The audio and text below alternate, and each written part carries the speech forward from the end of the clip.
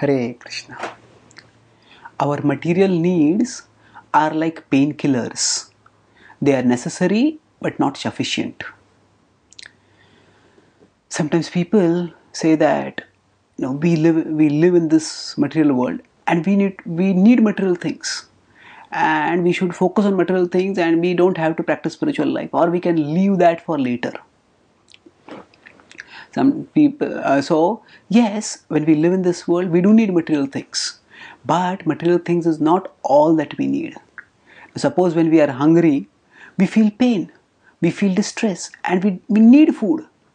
But getting food does not solve our problems. It may solve the problem of hunger, but that same problem will recur after some time, and still there are other problems which will keep coming.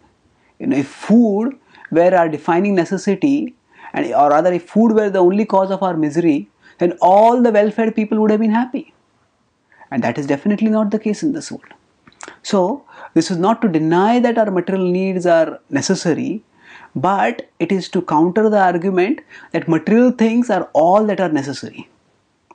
Material things are necessary, but they are not sufficient, because we are not just material creatures. We have material bodies, but we are essentially spiritual beings, and we need to nourish both our spiritual side and our material side.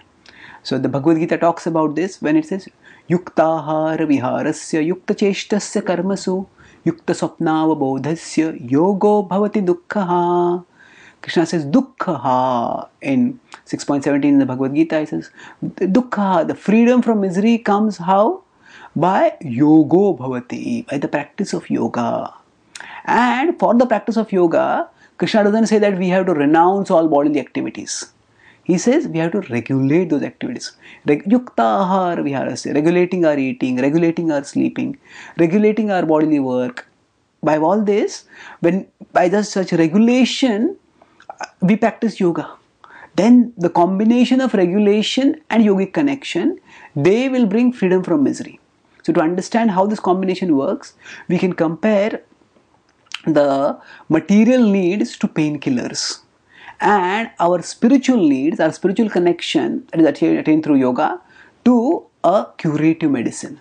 If a patient is sick and is in pain, the doctor doesn't just prescribe a painkiller, or doesn't just prescribe just a curative medicine. Doctor gives a balance of both. The painkiller makes sure that the patient gets relief and comfort, and the painkiller and the curative medicine ensures that the patient gets cured. If the patient argues that my pain goes away just by taking the painkiller, why do I need to take the curative medicine? And the patient is misunderstanding the situation, dangerously misunderstanding the situation. The painkiller doesn't cure the pain, it covers the pain. And while the pain may be temporarily covered, internally the disease is worsening, and eventually the patient will be in far greater misery. So similarly, when we strive to fulfill only our material needs, thinking that is all that we need, and we neglect our spiritual side, then gradually the result is our craving for material things becomes more and more and more. And no matter how much we have materially, still we are never satisfied. We end up agitated, frustrated, and still craving for more and more. Because material things are like painkillers. They may provide relief, but they don't provide satisfaction. So rather than misleading ourselves by taking only the painkillers, we can study scripture and understand the balance program of both material and spiritual well-being that they offer us.